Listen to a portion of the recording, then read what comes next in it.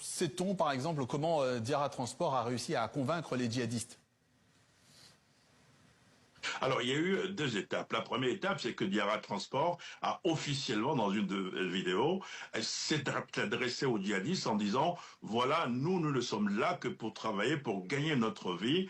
Nous vous demandons de revoir les conditions, de ne plus brûler nos bus. Nous vous demandons pardon. Donc, pardon qui a été demandé d'abord par une responsable de la compagnie. Elle était voilée lorsqu'elle parlait. Et ensuite, il y a eu des émissaires qui ont été envoyés aux djihadistes. De leur côté, les djihadistes ont publiquement posé deux conditions. Vous l'avez dit tout à l'heure.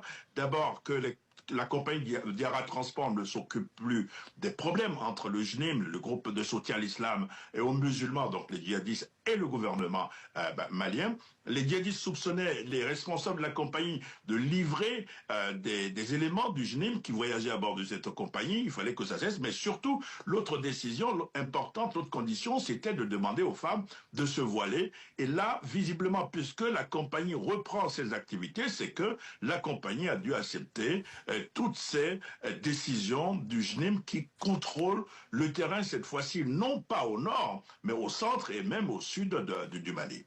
Alors, s'il y a cette reprise prochaine des activités de Diarra Transport, il y a toujours le problème de la pénurie d'essence. Comment les autorités entendent régler ce problème?